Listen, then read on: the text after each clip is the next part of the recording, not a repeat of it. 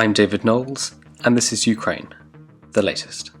Today, we discuss the latest updates from the battlefront, looking in particular at a number of explosions reported in occupied Crimea, and Dom Nicholls discusses an encounter he had with the Latvian Defence Minister. This hideous and barbaric venture of Vladimir Putin must end in failure. Nobody's going to break us. We're strong. We're Ukrainians. Every weekday afternoon, we sit down with leading journalists from the Telegraph's London newsroom and our teams reporting on the ground to bring you the latest news and analysis on the war in Ukraine. It's Tuesday, the 16th of August, day 174, and today I'm joined by the Telegraph's Defence and Security Editor Dom Nicholls and Assistant Comment Editor Francis Sternley. I started by asking Dom for the latest news from Crimea. Yeah, hi David, hi everybody. It's been a very busy morning, up to and including the last 20 minutes as there's reports coming in of more blasts. It seems as if in the last 24 hours there have been at least 3 huge explosions in Crimea at militarily significant bases. I'm not going to attempt to pronounce the names because I'll get it all wrong. I'm not trying to pass myself off as an expert in the language, but it will become clear later through the day quite what is what. But it looks like there was first of all a blast at an electricity substation very close to a main rail and road interchange in the north of Crimea. Now there may have been 2 blasts there. The electricity substation has been seen on fire, and a few hundred metres away there seems to be an ammunition depot that has also gone up in smoke in very dramatic fashion. Other images from that blast has shown munitions flying out all over the place. I mean, you'll see images on social media, people filming this as projectiles are coming towards them. It's quite extraordinary footage. Now, the ammunition dump there, that's understandable. We can see why that may have been targeted.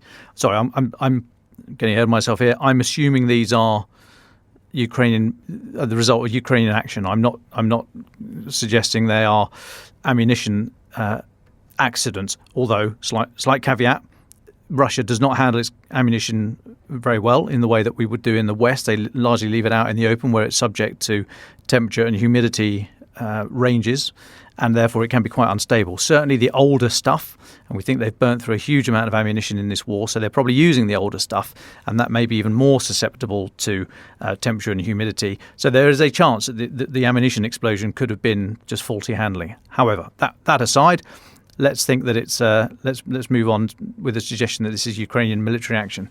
So the ammunition dump, you can see why they would attack that. The electricity substation seems to control the rail line, which runs from Crimea north into the mainland of southern Ukraine, which is obviously vital for Russia to reinforce its positions there, particularly with very heavy artillery ammunition. And to move all that stuff by road is much longer and slower, etc., etc. So that's the ammunition base, ammunition depot, and the electricity substation towards the north of the country. Now, there's also a military aviation base sort of in the middle-ish of Crimea, just looks like about 20 or 30 k's east of the Saki air base. And this is reported to have been, this is in the last half an hour we're seeing these images. This seems to be a base for helicopters, possibly fixed-wing aircraft as well. Again, explosions seen there on social media, and it has been geolocated as a separate incident. So we are happy to say, or I'm confident to say, that there are at least three blasts today. Now, the Russian Defence Ministry have said of the blast at the ammunition depot there were no serious casualties. Quite what they judge to be a serious casualty, bearing in mind their attitude towards human life. I don't know, but they're saying no serious casualties. Take that with a salt mine, if you like. And also, Russian state media was reporting the blast at the transformer substation nearby. So something does seem to be happening. We're not entirely sure who or what the cause, but if we take it as read that these are the result of Ukrainian military activity, then yet again, just as we saw at Saki, something has got through the defences. In the images I've seen, even though, like I say, some of it is only just coming out in the last 20 or 30 minutes, but in all the images, there's no footage of munitions landing. Now, you might say that, well, you're not going to see that if somebody's just grabbed their phone and reacted to the blast over on the horizon. You're not going to see the first things that go in, and there may not be any further munitions. But that's absolutely valid. But I just raised the point again that today, just like with the Saki airbase attack last week, we've not seen anything on social media where there's any hint of a sudden flash of something, a ballistic missile coming in, or of a drone hovering nearby, or anything like that. So it does suggest that these are the result of action on the ground. Now, what does that mean? Does that mean that there's bands of roving partisans who are able to coordinate and have access to supplies such that they can cause this kind of damage? Possible. I doubt it personally. I mean, these look very organised, very coordinated. These are. It's very helpful to do it now in the shaping phase, if you like, if that's not too military wonkism, but the shaping phase of whatever's going to happen next in the Kherson front. If these blasts had happened spread out over the last few months, they would have been very helpful.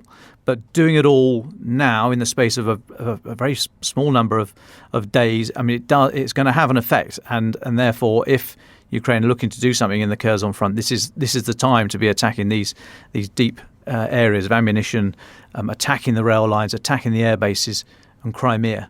So it's the right time to do it. I'm not sure I would suggest it's partisan activity. I've seen no evidence that it comes from the air. So what does that leave? There's long-wind speculation. This is a special forces type operation. I think a lot of the speculation comes from people just being really excited to say special forces. The worst phrase in the military lexicon, by the way, special forces. But anyway, hobby horse. So if this is special forces activity, what does that mean? Have these people of whatever size, have they been on Crimea for months? Have they been there since the start of the war and just lying low? I doubt it. I don't think you'd be able to hide to this degree in the woods and live off the land, what have you. So are they passing amongst the population and then sort of keeping their heads down until they're asked to go and do their mission? Very possibly. Or have they been moved in it just in the last few weeks? Maybe to hide or to operate amongst the people. We don't know. But they've probably got a large cache, probably a series of caches of ammunition and explosives, so that if one's compromised, they've got others to fall back on. And if this is a unit or a small band of determined men and women cutting about doing all this stuff, then I would imagine they have been put in recently. There's unlikely to have been any resupply by air, by drone, but in the dead of night kind of thing. Unlikely that they'd be able to move stuff from the coast. So I would have thought this would have taken months to build up, or certainly weeks to build up. And if this is a special forces unit doing this, I don't think you could generate that kind of capability in 6 months. So I think these people are homegrown. They may well have had training from the West, maybe UK, US, Tier 1 SF type thing, given them training over the last few years. But this is a very professional operation, if it is, and everything is heavily caveated with if this is a special forces unit running amok, not amok, but causing chaos as they should do, as they expected to in Crimea, and in which case, so either they have been trained by the West over the preceding years, or when all this is over, they need to come and help train the West. I'm not saying that we're not able to do it ourselves, but these are very, very professional operations seemingly at the moment, and I'd be fascinated to read the lessons learned from it from the after action review type sketch from the Ukrainians on this. So, but that is speculation. I don't know. I'm leaning towards that way because I'm less inclined to think that it's something from the air. But that is speculation. What is not speculation is that there have been at least 3 major blasts in areas of very big military significance to Russia and Crimea in the last 24 hours. Thank you very much, Dom. We'll come back to why special forces is potentially an unhelpful term, just to help our audience understand more about the conflict later. Can I ask you one thing before we move to Francis Sternley? Today, the Ministry of Defence, this is the British Ministry of Defence, spoke a little bit about Russia's Black Sea Fleet and why it's struggling, in their view, to exercise control of the sea. Can you talk a little bit about this? What issues is the Russian Black Sea Fleet facing, and what impact has that had on the war? Well, I think the struggle they're facing is Neptune anti-ship missiles or Harpoon anti-ship missiles. They have Russia's Black Sea fleet has lost its flagship, the Moskva. It has lost control of Snake Island. And according to today's report from UK Defence Intelligence, it is only able to take a, quote, defensive posture, only able to conduct patrols within sight of the Crimean coast. It's still firing long-range cruise missiles, but struggling to achieve sea control, i.e. ownership of the sea. So other things can cut about, but effectively, you own the area. And UK Defence Intelligence is saying this, quote, limited effectiveness, unquote, means that the amphibious threat to Odessa has been largely neutralised. Their phrase, largely neutralised, simply because if the fleet doesn't want to go anywhere outside or out of sight of land, of Crimea, then it's not really doing an awful lot. And if Ukraine holds Snake Island, and we don't know what munitions they've been able to put on there, but that will dominate the northwest of the Black Sea, and as I say, largely take away the threat to Odessa, but largely means that what's the Black Sea Fleet then doing? So this is if a force feels that it is the hunted rather than the hunter, I mean the effect that has on your confidence, your morale is significant. And if you're not able to operate as a fleet, if you don't have surface, subsurface, and airborne air cover, then is it worth putting to sea in the first place? Because you are very, very vulnerable. And that may well be the position they feel they are in now. I mean, it sort of hints that there aren't many Russian submarines in the Black Sea. We don't know how many they have up there, how many they managed to put in before Turkey closed the straits at the start of the war.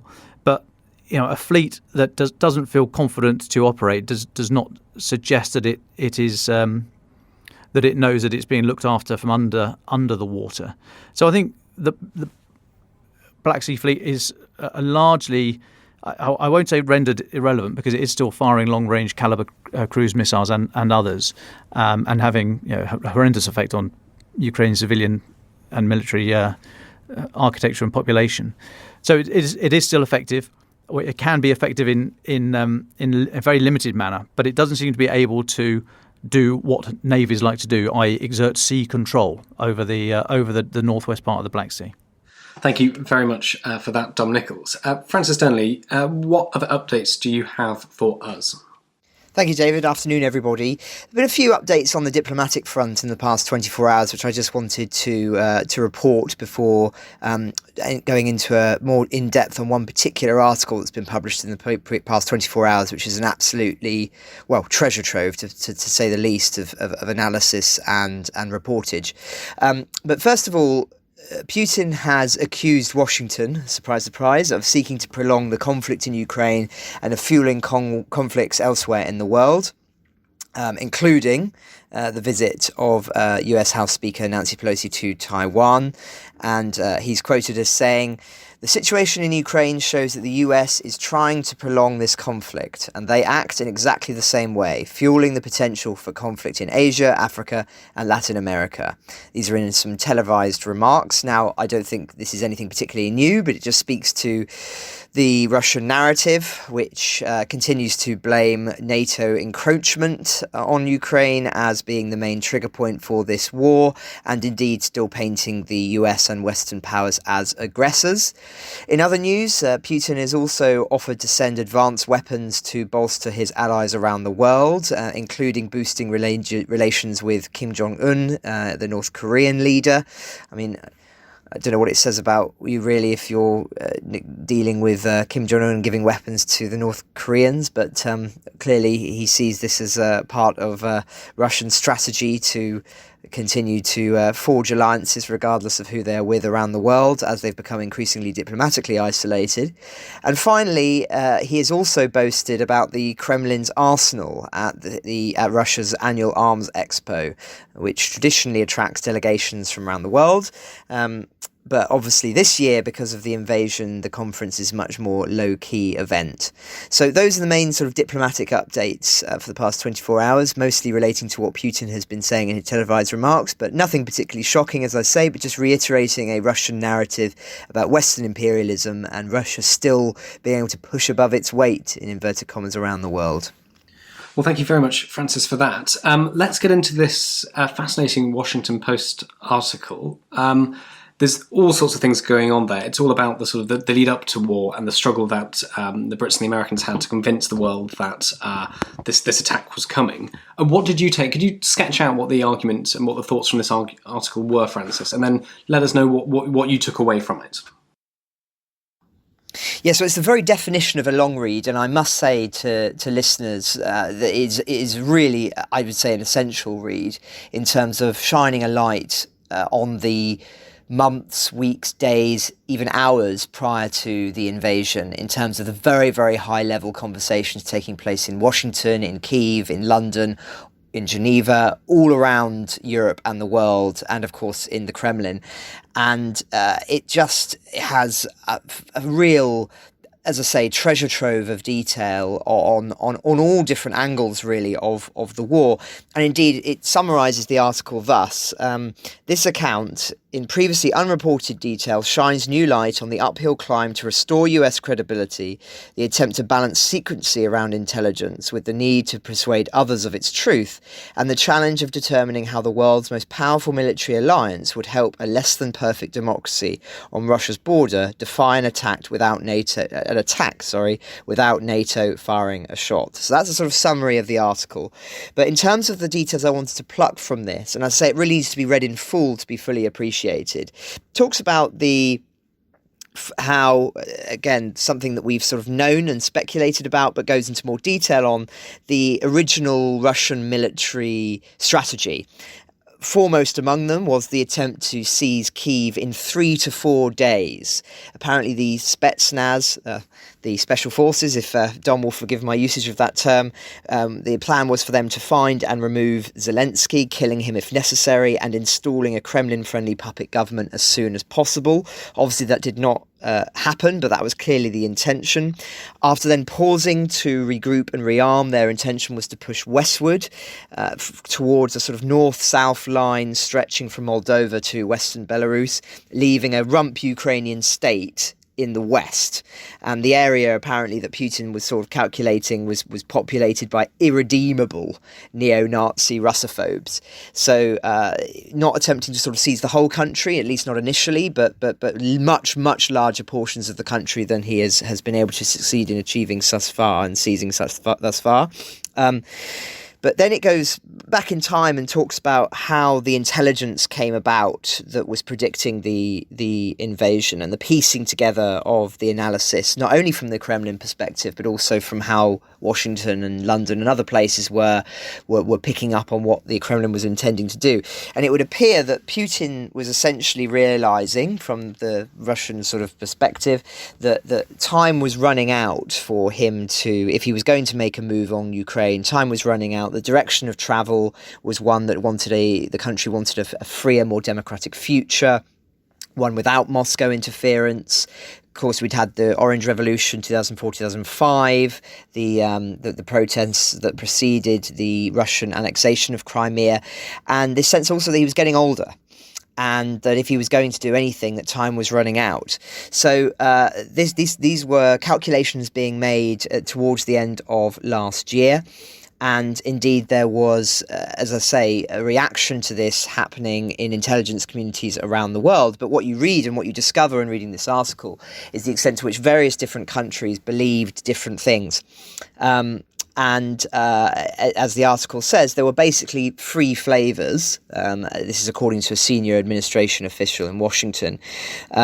That some powers sort of believed that it was all coercive diplomacy, that Putin was building up to see what he could get. He was not going to invade. So that was perhaps more common, as I say, in Western Europe, Germany, and in Paris. However, many of NATO's newer members in Eastern and Southeastern Europe thought Putin may do something, but it would be limited in scope. So would essentially, quoting from the article, try and take a bite at the Ukrainian apple.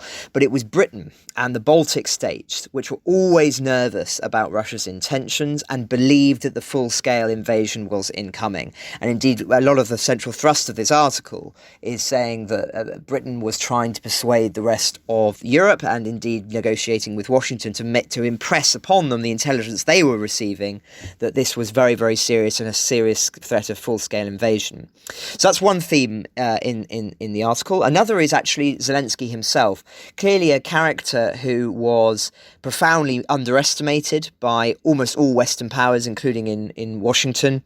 Believed that he was sort of not really trusted of course, we've talked at length about him being a comedian, not a politician by training, fear that he was going to be completely out of his depth. And actually then showing how Zelensky had far perhaps deeper understanding of what was at stake than indeed many of the other powers, which I'll turn to in a moment. Just another thing about Zelensky, however, he did doubt the invasion himself, and the article goes in length about that he was not completely convinced by the intelligence that he was receiving from Britain and elsewhere, and indeed he was sort of downplaying the threat of the war to the Ukrainian people as well. But then when it became more increasingly obvious that the war was actually now a real possibility and a real likelihood, the article goes in depth into the sort of things that he was saying to Western officials. So I quote, you can't simply say to me, listen, you should prepare people now and tell them they need to put money away, they need to store up food. If we had communicated that, and that is what some people wanted, then I would have been giving $7 billion a month, losing $7 billion a month since last October. At the moment when the Russians did attack, they would have taken us in 3 days. Generally, our inner sense was right. If we sow chaos among people before the invasion, the Russians will devour us, because during chaos, people flee the country. So it goes on. For Zelensky, the decision to keep people in the country where they could fight to defend their homes was the key to repelling any invasion. He goes on, quote, as cynical as it may sound, those are the people who stopped everything, he said. So sort of a depth of understanding from Zelensky there that perhaps was not expected, or certainly not expected by Western officials. However, it wasn't all sort of trust and easy conversations. Evidently, there were actually, Zelensky himself mistrusted certain Western officials. There was fears that they actually wanted him to flee so that some sort of Russian government, puppet government, could be installed that could then reach a negotiated settlement with NATO powers. I should say there isn't actually any evidence of that, but it reports it as a concern, a legitimate concern that was held in Kyiv. And then, as I say, the other thing that the article really talks about is Zelensky's sort of firmness on his desire to stay come what may, that he really thought the future of the country was in the government remaining in Kyiv, and I think history will prove him right in that. So that's another interesting pillar. Just a penultimate pillar, is it penultimate or final? The penultimate pillar in the piece that I just wanted to talk about is some very interesting conversations that are regaled by senior military officials, both within Russia and Washington and in London. So it talks about some of the very last-ditch attempts to avert the war, particularly conversations between Blinken and Sergei Lavrov, the Russian minister. And it talks about a very frank conversation that took place between two of them, where he asked him, what are you really trying to do? To which Lavrov effectively walked out when confronted in a way because they couldn't find any real understanding or an honest reflection of what the Kremlin wanted in order to deter military invasion, which of course that's because there was no intention to deter military invasion. And lastly, some interesting snippets from Ben Wallace, who of course Dominic Nicholls has spent considerable time talking to and following in recent weeks, about his discussions with the Russian generals, including Shoigu, and Wallace warning him and saying, I know the Ukrainians, I've visited Ukraine 5 times, and they will fight. And then Shoigu replied, "My mother's Ukrainian," implying that he knew the people better. It's all part of our same country.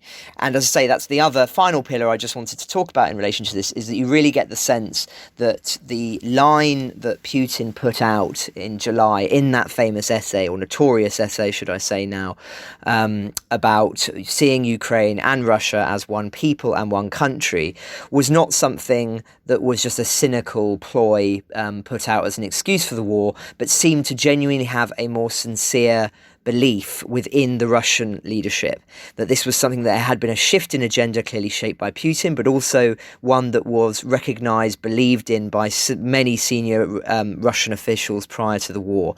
So in that sense, a very, very enlightening article, and of course in many others. And forgive me for talking for so long on it, but it is a long read, and I've only summarised there some of the key things that I've plucked out of it, but a lot to digest, and I would highly recommend to our listeners to read it in full. And credit to the reporters and journalists at the Washington Post who've done a fantastic job at writing, I think, one of the most important pieces of analysis of the war so far.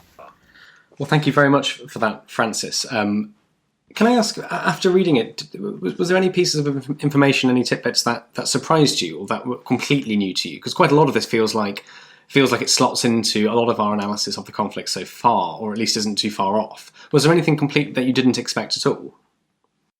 I think what's really striking when you read it is just quite how frank the tensions really were between European powers. Now, as you say, we've reported on this very heavily, and I don't think any of our analysis has been wrong, and so there's no sort of shocking lessons from that sense. But when you actually read, as you do in the article, about really frank conversations taking place between these various different blocs within Europe who believed or didn't believe in the intelligence, you just realise the extent to which those tensions were playing out in real time, that they weren't hypothetical, that there were genuinely leaders and Western intelligence officials who were saying, this is not going to happen, that you're deluding yourselves, that this is poor intelligence. And then there were other countries who were saying, no, look, you really need to take this incredibly seriously, that there is now an invasion that is imminent. And when you actually read that in full, it suddenly becomes very stark, I would say, and it comes into sharper focus.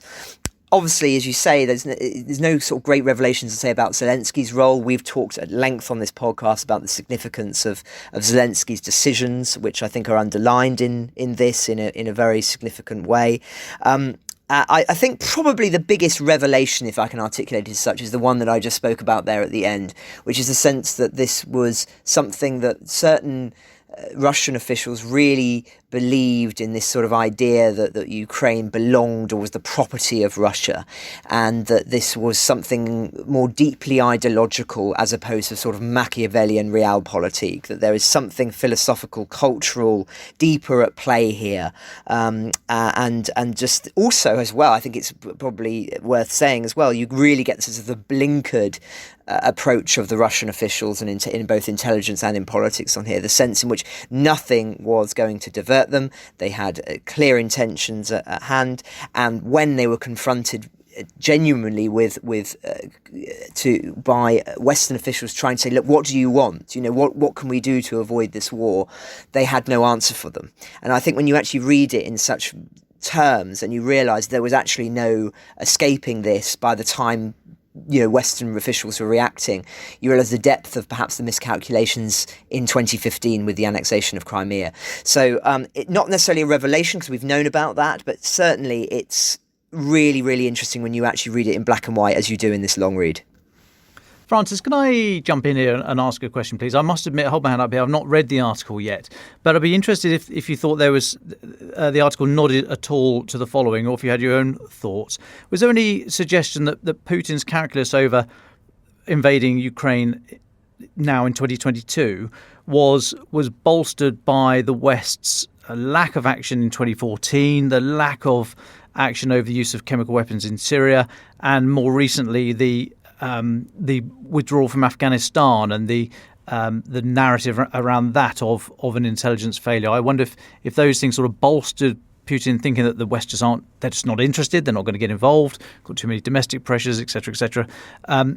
or maybe he also thought that even if the intelligence communities got it right this time and were saying, hey, look, there is going to be an invasion of Ukraine, that the legacy of those other three issues, or Iraq, Afghanistan, and the withdrawal from Afghanistan in particular, meant that the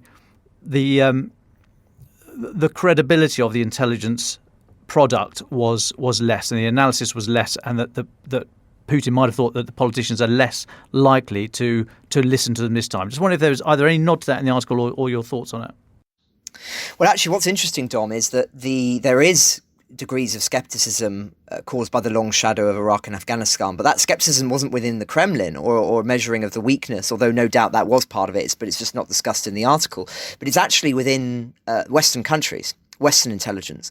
So what you read in the piece is that some of these countries that were more skeptical about the invasion are actually posing this or framing it in a way of saying, well, how do you know you're right? Washington, Britain, MI6, etc. How do you know you're right on this? You've been wrong before. So in that sense, the influence of the intelligence failures around Iraq in particular did play a role here, perhaps not in the way that we would necessarily expect in relation to the Kremlin. In terms of Afghanistan, however, and particularly the withdrawal, that does play into this.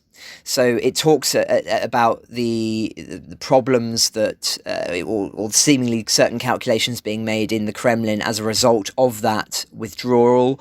It seemed to suggest that President Biden and generally America was not wanting to, or did not have the desire to be involved in foreign wars, that there was a sense of malaise and exhaustion with what might be, I think President Biden has called forever wars, wars that don't seemingly have clear objectives and clear end in mind, and that this was a golden opportunity. But whilst it's framed in those terms, in a sort of short-termist sense, there's something else here which is more broad, which is that actually it talks about this sort of feeling that Putin realised that time was running out if he ever had any ambitions on Ukraine, that it was not necessarily all short-termist calculations, but this has been a long-term goal, and he realised that if he was going to do it, time was not only running out for him, given his age, perhaps even his health, but also more broadly that the direction of travel for Ukraine's future was one that was incompatible with what he saw as Ukraine needing to be within the Russian sphere. And so in that sense, he looked at a West that was wobbling on Afghanistan and interventionism, that was already economically weakened by generally a poor economics, and then COVID, of course, strikes, and that all of these things play into the timing of this. And I think that's the key thing, is that it played into the timing, but not the desire. The desire was there earlier, and in that sense, I think that the essay written in July, that a lot of people poo-pooed as just being appealing to a domestic audience, now seems far more serious, and one that of course will have big implications for any future ceasefire or lack thereof, given the serious and the ideological underpinning that seems to be being used to justify this war in Russia. Well, thank you very much for that, Francis, and Dom, for your question. We must say to all of our listeners, do go and read the piece. We've been talking about it now for about 15 minutes, but it's on the Washington Post's website. And thank you very much to the Post and to their journalists for writing it. Dom, can I come to you? You in your pre-episode notes, you told us about how you were lightly taken to task by Latvia's Defence Minister. Can you tell us what happened there? Yeah, sure. And I think there's a salutary lesson here for many people. First and foremost, me. So this was last week in Copenhagen for the latest round of the conferences on military aid to Ukraine, military equipment, training, and money. As I was there, it was kind of a day and a half, and it was all good. We've spoken about it before. The big headlines were a pot of gold, 450 million euros to buy kit rather than backfill countries that have sent stuff. This is actually to go out and buy stuff. So that was a goodie, and there were a few other bits and pieces as well. But we've done that, and you can listen back to that if you've not heard that, or we've written about it. But in the press conference at the end of the day, a lot was made of the training the ongoing training, mainly in the UK, but elsewhere around Europe, but mainly in the UK, with this large international coalition, if you like. I'm going to leave someone off, so apologies. But New Zealand, Sweden, Norway, Denmark, Holland, Canada are sending troops to Britain to train Ukrainian soldiers. And I asked Alexei Reznikov, Ukraine's defence minister, I said, does that mean, do you think that the training of Ukrainian troops directly for this war, do you think, Mr. Reznikov, that this puts those trainers and the training areas in any greater threat? Would Russia see them as a legitimate target? End of question. Okay, that was what I asked him, and he said no way at all. He said that it would be madness for Russia to take a next step on the way to a third world war. That was basically what he said. So he said no, fine, okay. Maybe a bit more of a robust response than I was expecting, but yeah, very clear answer. Thank you, and off we go. But just before we moved on, because I'd asked a question of Iceland's foreign minister as well about the demining work that Iceland is going to lead on. Just before we moved on, Latvia's defence minister, Artis Pabriks, sort of lunge is too strong a word. He moved forward and he sort of took the microphone from in front of Alexei Reznikov, and he said to me, if I can just make one sentence, and I knew I was in trouble. He was in trouble straight away. I mean, he's a nice guy. I've spoken to him before, and he doesn't mess around. He knows his onions. But he had this smile on his face that was about as warm as the sunshine bouncing off the newly polished bonnet of a hearse. So I knew I was about to get a spanking. And he said you used the phrase legitimate targets. He said there are no legitimate targets in Ukraine for Russia's aggression, and he said it's really important that we make that point. And so Julie hastened. I sort of nodded. And I chatted to him afterwards. He was absolutely fine. But I've been reflecting on that over the last week, and he's absolutely right. It was loose, casual language, I guess. This idea of legitimate target. It just made me realise that we've been looking at this war up close for 6 months now, and I had allowed, and this is my caution for everybody, I'd allowed this to become normal. I'd allowed my framework, in order to understand this war and stay up to date with it, I'd allowed the framework to build that this was normal. I'm operating within this framework, and I'm using the language of HIMARS and this and deep strike and Kharkiv and all these sort of things and bits and pieces. And what I've maybe moved away from was that it's still outrageous, it's immoral, it's egregious, it's disgusting what's going on here. And I use these words in my journalism, as we all do. But I just wondered if I had allowed these words to be slightly watered down, and whether or not this is part of the malaise that we are said to be experiencing. This phrase Ukraine fatigue is becoming increasingly used. And I just wondered I'm not fatigued by Ukraine and the war, but I just wondered if I had given Russia too much benefit there by framing it in terms of this is normal. There is a war, and there's legitimate and illegitimate targets. And Mr. Pabriks was quite right to say, no, let's draw it back down to base level. There are no legitimate targets here. This is illegal and immoral, this act that Russia has decided to take against its neighbour. And I just thought that was a neat intervention and a very diplomatic one, like I say, with a nice smile, although it could have cut glass. And I just offer that up to say, look, this is what we have been dealing with, and people listening to this are probably closer to it than many, but we should not allow ourselves to not be outraged. We should still feel shock every time we see people being killed and children's playgrounds with missiles in them and all the rest of it. We should still be outraged. We should still feel shocked. Putin wants us to be bored and disinterested and to switch off and to stop messaging our political leaders to do something here. And he just wants us to turn away and wants this to be normal and for us all to move on and get on with the next thing. And I never thought I'd be in that position, so I offer this as a cautionary tale. I am Spartacus, so take from it what you will. But Yeah, this is not normal. It's never been normal. It shouldn't be normal, and it might take the sort of the warm blush of criticism from a defence minister to make me realise that actually I need to keep policing myself on that, and I'd ask you to do the same. If I could just echo everything that Dom has just said there, I think, just broadly speaking, it's absolutely right that we should continue to be outraged. And of course, the challenge is when this is something that you're covering every day or we're reading about every day, is that you do become desensitized to it. But as Dom was just saying, that is a central pillar, I would argue, as Dom has just argued, of Putin's strategy. He would have known that there would have been a shocked reaction from the West. He's not a fool. But he would have been relying on the fact that the West would eventually adjust to the new reality and would tire of it, particularly when the impact of that begins to be felt in people's wallets back home, which of course it will be this winter.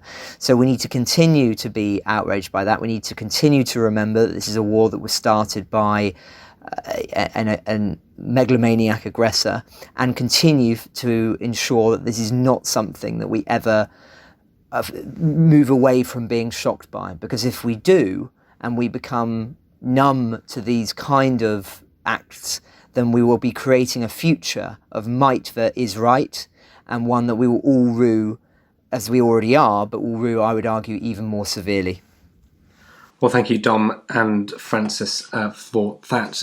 Yeah, I think Dom, you and I think experienced something of it, didn't we, when we were in Ukraine a few weeks ago. And listeners old and new, if you haven't heard those episodes, do go back on the podcast apps and listen to them.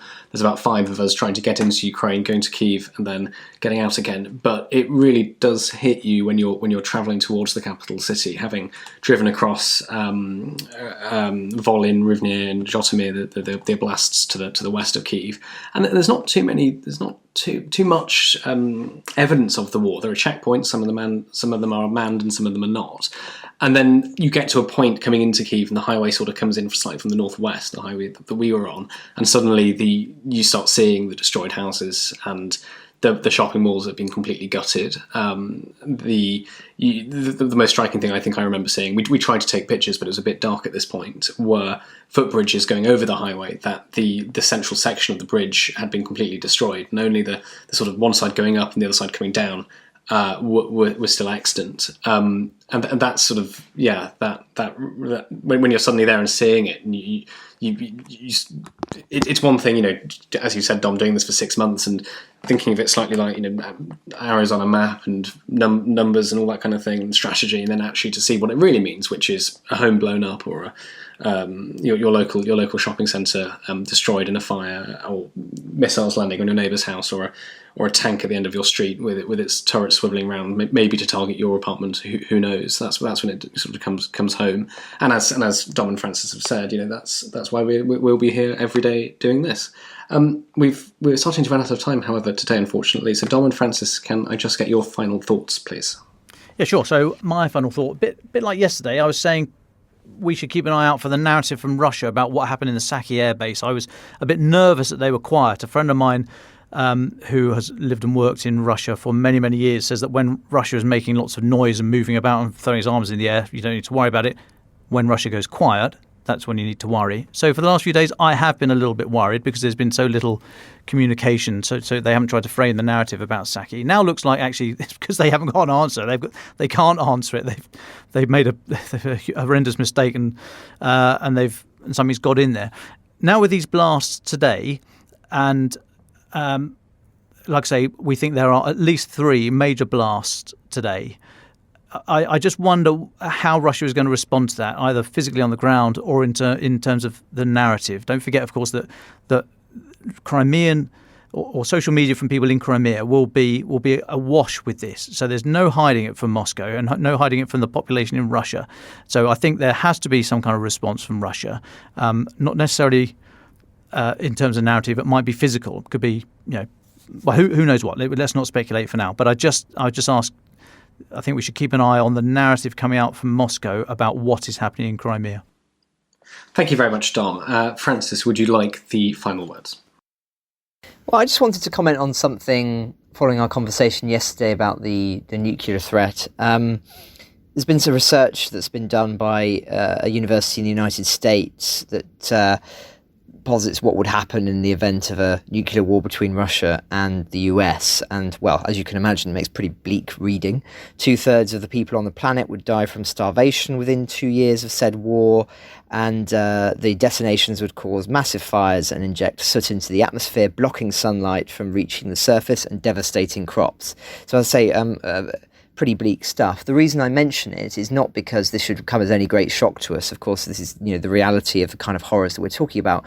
But it just strikes me that this kind of rhetoric that we've been hearing from Moscow about constantly threatening judgment days, the use of new nuclear weapons, hypersonic weapons, Satan II, all of these things, it's just how heinous this is. And how can any society, any leader, be threatening the use of these kind of weapons as liberally as Russia does? It's just utterly appalling, and it speaks to this kind of desensitization that we have, I think, all of us to an extent, found over the past 6 months, whereby it has become normalized to be talking about these kind of threats in a sort of detached, analytic, strategic way.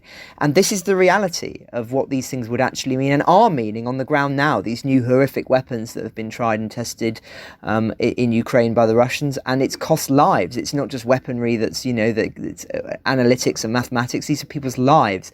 And it just strikes me that we are, the very fact that any country can talk about threat and seriousness of nuclear war or nuclear annihilation as liberally as Russia does, I think speaks volumes to the nature of that state ultimately. And it will be more fool us in the Western world if we brush all that off, just say, oh, well, that's classic Russian behaviour, and not really see it for what it is, which is ultimately heinous and dangerous. And I think that my biggest fear now is that if there is a long winter, one that where Europe suffers, that there is now increasing pressure on Zelensky to sign some sort of ceasefire, or indeed perhaps even Putin would try and declare a ceasefire and keep what he's maintained, that there would be enough people who would be pushing for then some sort of resumption of deals with Russia, with energy, on all sorts of fronts, to try and bring Russia back into the diplomatic fold, with good intentions of bringing Russia in and trying to improve things from obviously now this very dire situation. But what they will be doing is enabling a state that threatens the world in this way. And I don't think that could end well. And indeed, I think history would show that it doesn't end well.